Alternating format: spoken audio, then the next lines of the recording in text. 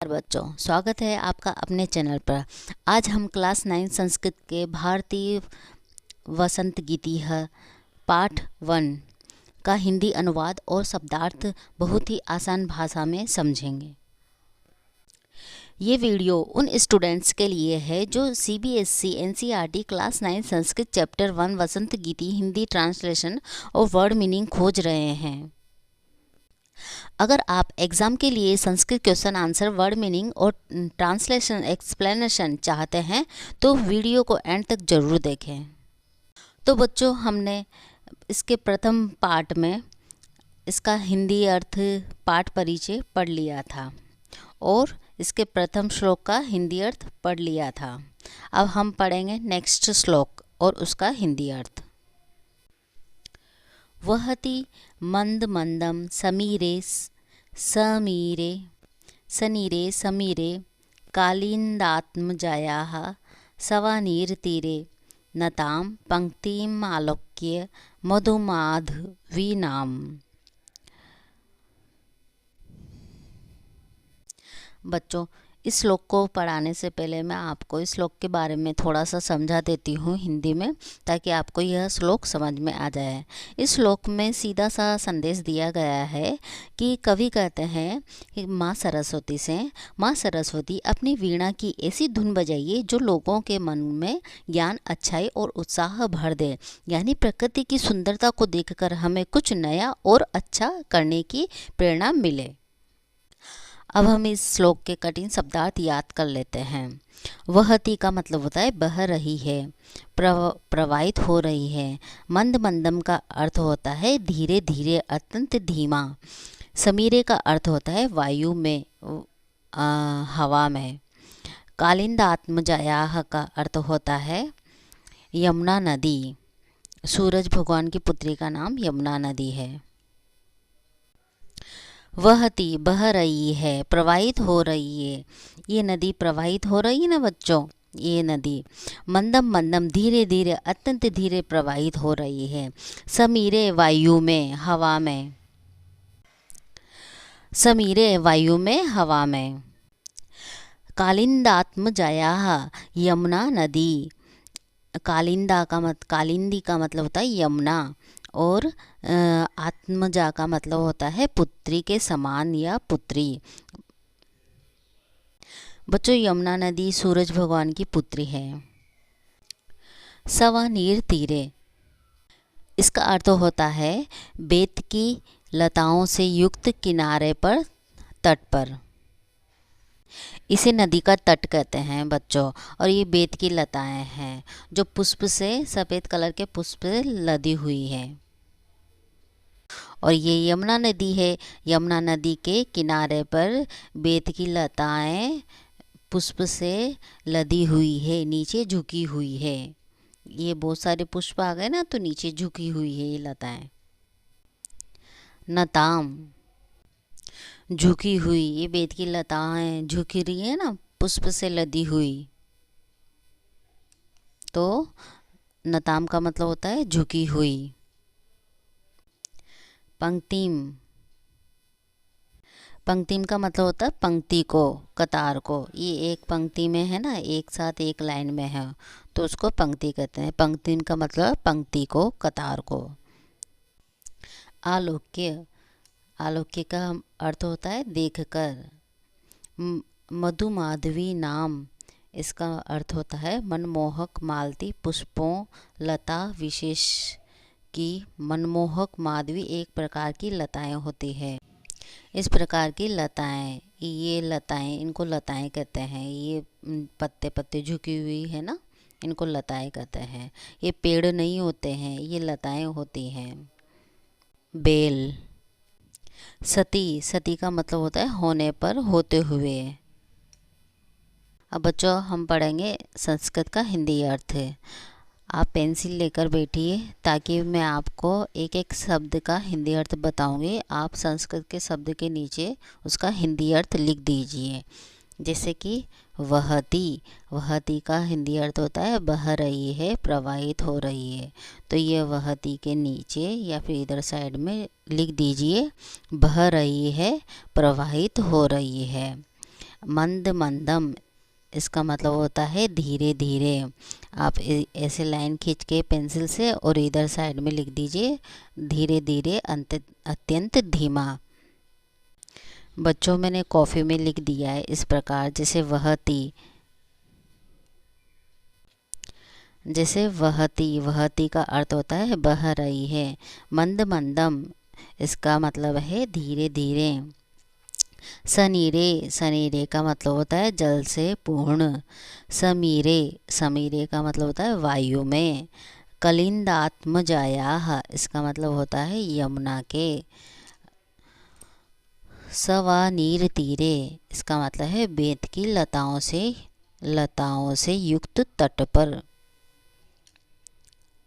नताम, इसका मतलब है झुकी हुई।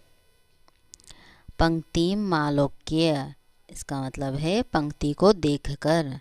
मधुमाधवी नाम, इसका मतलब है मनमोहक मालती पुष्पों की। निनादय, हे माँ सरस्वती आप वीणा बजाइए नवीन। वहती मंदम मंदम सनीरे समीरे, बह रही है धीरे धीरे जल से पूर्ण वायु में, अर्थात वायु में जल से पूर्ण धीरे धीरे बह रही है। कलिंदात्मजायाः सवानीर तीरे, यमुना के बेत की लताओं से युक्त तट पर, अर्थात बेत की लताओं से युक्त यमुना नदी के तट पर। नताम पंक्ति मालोक्य मधुमाधवी नाम, झुकी हुई पंक्तियों को देखकर मनमोहक मालती पुष्पों की, अर्थात मनमोहक मालती पुष्पों को देखकर झुकी हुई है। कहने का तात्पर्य है कि बेत की लताओं से घिरे यमुना नदी के तट पर जल बिंदुओं से परिपूर्ण वायु के मंद मंद बहने पर फूलों से झुकी हुई मालती लताओं को देखकर हे सरस्वती निनादय, हे सरस्वती नवीन वीणा बजाइए। तो बच्चों यह था हमारा हिंदी अर्थ इसका। अब इसका पढ़ेंगे हम अन्वय। इसका अन्वय है कलिंदात्मजायाः सवानीर तीरे सनीरे समीरे मंद मंदम वहति सति मधुमाधवी नाम नताम पंक्तिम आलोक्य अये वाणी नवीना वीणाम निनादय। इसका हिंदी अर्थ होगा इस प्रकार। कालिंदात्मजायाः, यमुना नदी के सवानीर तीरे बेत की लताओं से युक्त किनारे पर। सनीरे नदी, समीरे वायु में हवा में, मंद मंदम धीरे धीरे, वहती बह रही है, मधुमाधवीनाम, इसका मतलब होता है मनमोहक मालती पुष्पों लता विशेष की। मीठा मनमोहक माधवी एक प्रकार की लताएं होती है बच्चों। नताम का मतलब होता है झुकी हुई नीचे की ओर। पंक्तिम पंक्तियाँ, आलोक्य देखकर, अय हे वाणी हे सरस्वती माँ, नवीन नई, वीणा को निनादय बजाइए। हे माँ सरस्वती बेत की लताओं से घिरी हुई यमुना नदी के तट पर जल बिंदुओं से परिपूर्ण वायु के मंद मंद बहने पर फूलों से झुकी हुई मालती लताओं को देखकर हे सरस्वती नवीन वीणा बजाइए। बच्चों इस श्लोक को मैं और भी सरल तरीके से आपको समझा देती हूँ ताकि आपको और भी अच्छे से समझ में आ जाए। इसकी व्याख्या कर देती हूँ। देखिए बच्चों, कवि लेखक वसंत ऋतु के सुंदर माहौल को देखकर माँ सरस्वती से वीणा बजाने के लिए कह रहे हैं। कवि कहते हैं, आप सोचिए बच्चों, आप यमुना नदी के किनारे पर खड़े हैं। वहाँ किनारा बांस जैसी पतली लकड़ी की झाड़ियों से भरा हुआ है। वहाँ क्या हो रहा है? वहाँ की हवा, समीर मतलब हवा, बहुत धीरे धीरे मंद मंद बह रही है। यह हवा नदी के पानी की छोटी छोटी बूंदें जल कण साथ लेकर आ रही हैं, इसलिए यह बहुत ठंडी और ताज़ी लग रही है। कवि देख रहे हैं कि वहाँ मालती, मधुमाधवी नाम की सुंदर और खूबसूरत लताएं हैं। उन लताओं पर इतने सारे फूल खिल गए हैं कि फूलों के भार वजन से वे झुक गई हैं। पूरा दृश्य बहुत ही शांत, सुंदर और मन को खुश करने वाला दिखाई दे रहा है। बच्चों, कवि इस सुंदर माहौल को देखकर माँ सरस्वती से कहते हैं कि हे माँ, इस सुंदर समय में आप अपनी नवीन वीणा बजाइए। बच्चों, इस श्लोक का बहुत ही सिंपल सा निष्कर्ष निकलता है, जब प्रकृति अपनी पूरी सुंदरता में हो तब कला वीणा का संगीत को भी इतना प्रभावशाली और नवीन होना चाहिए कि वह जन जन के हृदय में सोए हुए जोश और ज्ञान को जगा दें और समाज में सकारात्मक बदलाव की शुरुआत करें। यह सिर्फ एक प्रार्थना नहीं है, बल्कि परिवर्तन और प्रगति के लिए किया गया एक सशक्त आह्वान है। जो आइए पढ़ते हैं अब नेक्स्ट श्लोक। ललित पल्लवे पादपे पुष्पपुंजे मलय मारुतो चुंबिते मंजुकुंजे सोनन्तीन्तति प्रेक्ष्य मलिनाम लीनाम निनादय।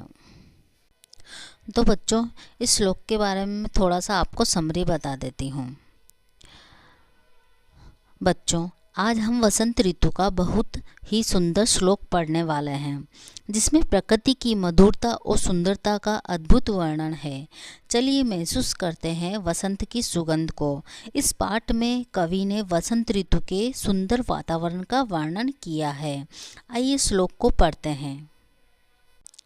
बच्चों, श्लोक को पढ़ने से पहले हम इसके शब्दार्थ याद कर लेते हैं। ललित, ललित का अर्थ है सुंदर, मनोहर। ललित को हिंदी में सुंदर भी कहते हैं और मनोहर भी कहते हैं, दोनों में से कुछ भी कह सकते हैं। पल्लवे का अर्थ है कोमल पत्तों में, नए पत्तों में। पादपे का अर्थ है वृक्ष में, पेड़ में। पुष्प का अर्थ है फूल। पुष्पजम का मतलब होता है फूलों का समूह, गुच्छा। मलय का अर्थ होता है मलय पर्वत, दक्षिण भारत का पर्वत है ये। मारुत का अर्थ होता है वायु, हवा। मलय मारुतः का अर्थ होता है मलय पर्वत से आई सुगंधित हवा, यहाँ पर वायु है।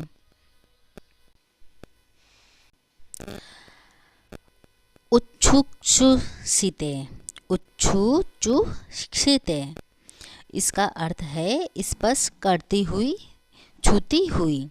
मंजू इसका अर्थ है सुंदर, मधुर। कुंज इसका अर्थ है लता, कुंज में, बेलों की छाया में। लता कुंज में या फिर बेलों की छाया में, कुछ भी बोल दीजिए आप। सोनंतीम इसका अर्थ है गुंजन करती हुई, आवाज़ करती हुई। अंति इसका अर्थ है पास में, निकट में। प्रेक्ष्य इसका अर्थ है देखकर। मलिनाम इसका अर्थ है काले रंग की। अलीनाम इसका अर्थ है भौरों की, मधुमक्खियों का, भौरों का समूह। बच्चों, आप किताब और पेंसिल लेकर बैठिए।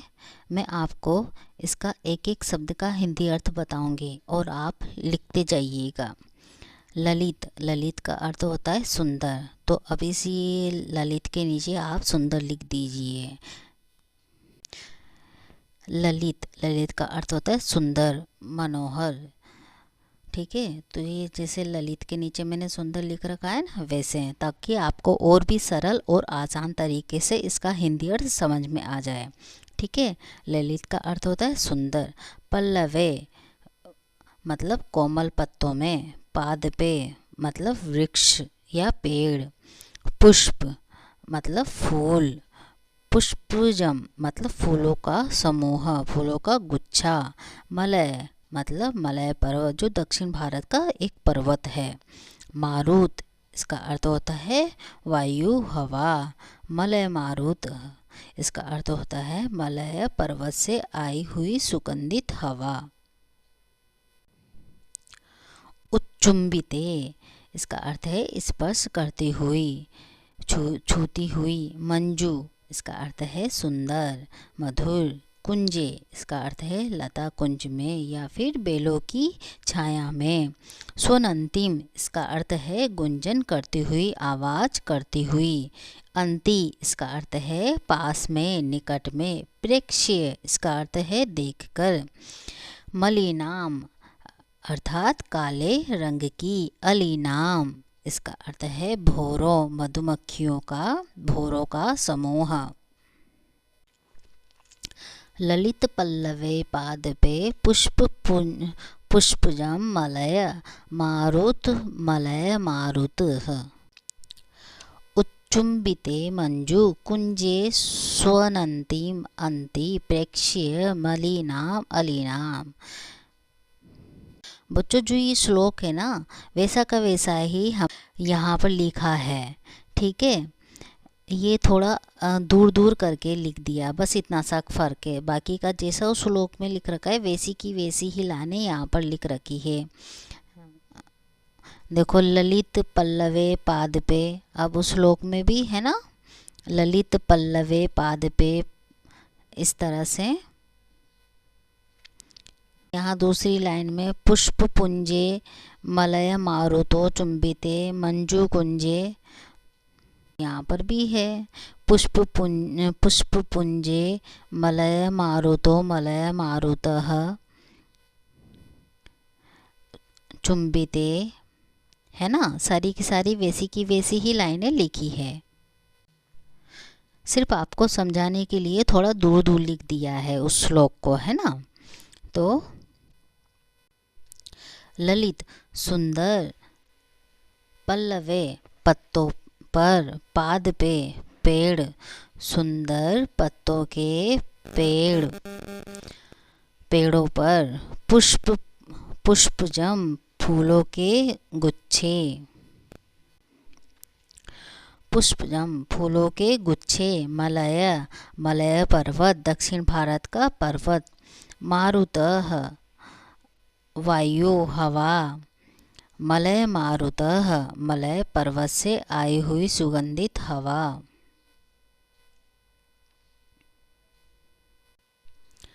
चुंबिते स्पर्श कर रही है। मंजू सुंदर, कुंजे लता कुंज में, बेलों की छाया में। स्वनंतीम गुंजन करती हुई, आवाज करती हुई। अंति मतलब पास में, निकट में। प्रेक्ष्य देखकर। मलिनाम काले रंग की। अलीनाम भौरों, मधुमक्खियों का, भौरों का समूह। ललित मतलब सुंदर, पल्लवे पत्ते, पाद पे पेड़, सुंदर पत्ते वाले पेड़। पुष्प पुंजे फूलों के गुच्छे, सुंदर पत्ते वाले पेड़, फूलों के गुच्छे। मलय मारुतो चुंबिते मलय पर्वत को स्पर्श करती हुई वायु, मारुत वायु को कहा जाता है बच्चों। पवन पुत्र हनुमान जी का नाम भी मारुत है ना। हाँ, तो मलय पर्वत में चंदन के वृक्ष होते हैं, और आप तो जानते हो चंदन के वृक्ष में से खुशबू आती है चंदन की, तो वो खुशबू आ रही है। मलय पर्वत को स्पर्श करती हुई सुगंधित वायु आ रही है। मंजू सुंदर, कुंजे लताएं, सुंदर लताओं में, सुंदर लताओं के ऊपर। सोनंतिम अर्थात गूंज रही है। ततिम पंक्ति, समूह। प्रेक्ष्य देख करके। मलिनाम मलिन अर्थात गंदी, इसका मतलब होता है, मलिन का मतलब मलिन, काली। अलीनाम, अलीनाम का मतलब होता है भंवरे।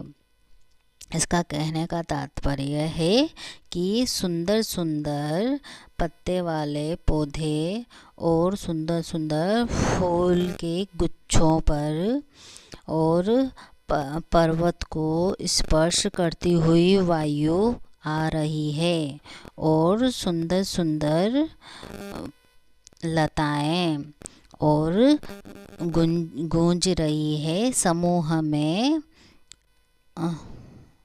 गूंज रही है समूह में देखकर मलिनाम अर्थात काले अलीनाम भंवरे काले भंवरे गूंज रहे हैं समूह में।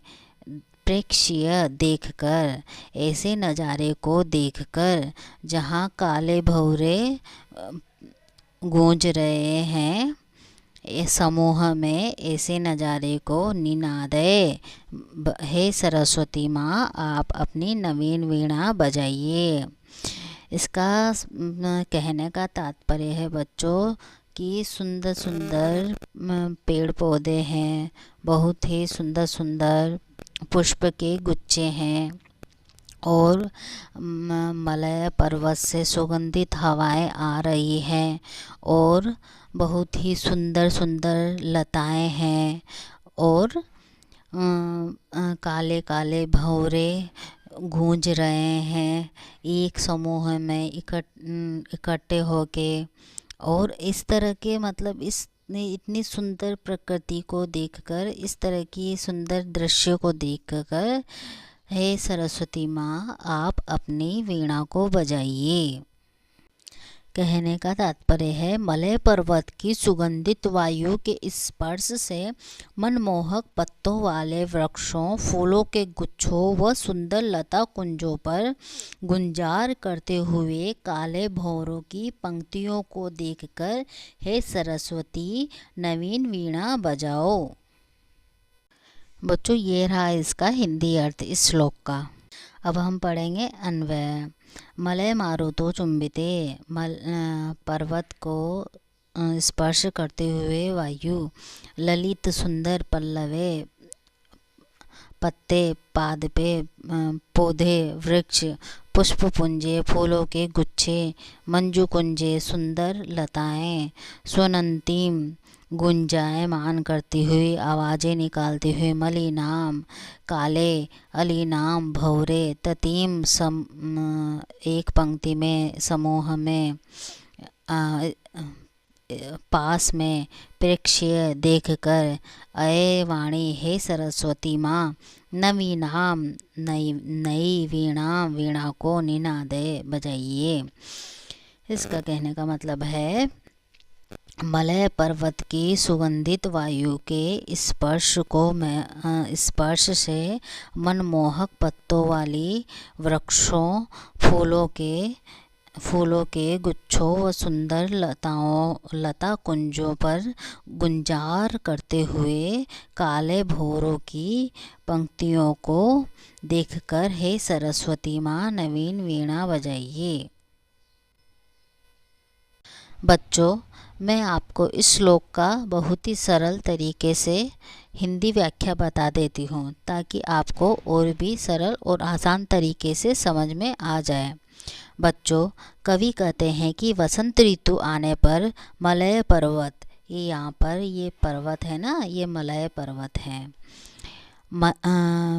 कवि कहते हैं कि वसंत ऋतु आने पर मलय पर्वत से चलने वाली सुगंधित हवा पे पेड़ों के सुंदर पत्तों, ये पेड़ों के कितने सुंदर सुंदर पत्ते नज़र आ रहे हैं ना, पेड़ों के सुंदर पत्तों और फूलों के गुच्छों को धीरे धीरे हिलाती है। ये फूलों के गुच्छों को धीरे धीरे हिलाती है। सुंदर लताओं से ढकी शाखाओं पर, ये सुंदर सुंदर लताएं हैं, इनको लताएं कहते हैं। लताएं हमेशा पतली डंडियां रहती है, जैसे इसमें तो कितनी मोटी शाखाएं रहती है, इन शाखाओं की जगह ये इनकी शाखाएं पतली पतली सी है ना। तो सुंदर लताओं से ढकी हुई शाखाओं पर काले भंवरे अपने मधुर गुंजार से वातावरण को संगीत से भर देते हैं।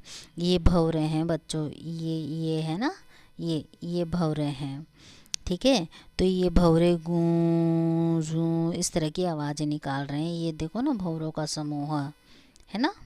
हाँ, तो काले भंवरे अपने मधुर गुंजार से वातावरण को संगीत से भर देते हैं। ऐसा लगता है जैसे पूरी प्रकृति वीणा बजा रही हो। ऐसा लगता है जैसे पूरी प्रकृति वीणा बजा रही हो। यही है वसंत ऋतु की मोहकता, सुंदर, सुगंधित और आनंदमय। निष्कर्ष यह निकलता है बच्चों इस श्लोक का कि हमें यह सीखने को मिलता है इस श्लोक से, वसंत ऋतु प्रकृति में खुशी, ताजगी, सुंदरता और संगीत लेकर आती है। प्रकृति की सुंदरता हमारा मन शांत और प्रसन्न कर देती है। वसंत ऋतु में फूल, पत्ते, हवा और भौरों की मधुर ध्वनि मिलकर एक सुरीला वातावरण बनाते हैं। ऐसा वातावरण संगीत और ज्ञान के प्रति मन में प्रेम जगाता है। इसलिए कवि सरस्वती माता से प्रार्थना करता है कि वे भी अपनी वीणा बजाएं और संसार में मधुरता, शांति और ज्ञान फैलाएं। प्रकृति हमें सुंदरता और शांति देती है और संगीत व ज्ञान जीवन को और भी मधुर बनाते हैं। तो बच्चों यह था इस श्लोक का संपूर्ण हिंदी अर्थ। वहती, इसमें लट लकार है। वहती का मतलब होता है बहती है, चलता है। जैसे पढ़ती होता है ना, वैसे लट लकार है वहती। इसमें कुछ इम्पोर्टेंट क्वेश्चन आंसर है बच्चों। जैसे समीर का अर्थ क्या है, तो इसका आंसर है समीर का अर्थ है हवा। क्वेश्चन नंबर 2, यमुना नदी के किनारे कौन सी लताएं दिखाई देती है? इसका आंसर है यमुना नदी के तट पर बेंत की लताएं दिखाई देती है। नेक्स्ट क्वेश्चन, वीणा वादन किस देवी से जुड़ा है? इसका आंसर है सरस्वती से। बच्चों, चाहे सर्दियाँ कितनी भी ठंडी क्यों न हो, वसंत हर साल वापस आता है। इसका अर्थ है कठिन समय चाहे जैसा हो, जीवन में खुशियाँ की वापसी निश्चित है। आज हमने कक्षा 9 संस्कृत के प्रथम पाठ भारतीय वसंत गीति का हिंदी अर्थ बहुत ही सरल तरीके से समझ लिया। यदि आपको मेरा पढ़ाने का तरीका अच्छा लगा हो तो इस वीडियो को लाइक करें, अपने दोस्तों के साथ शेयर करें और हमारे चैनल को सब्सक्राइब करना बिल्कुल न भूलें। मैं रोज़ाना आपके लिए नए नए सरल भाषा में लेकर आती हूँ। Thanks for watching. पुनः मिलामः।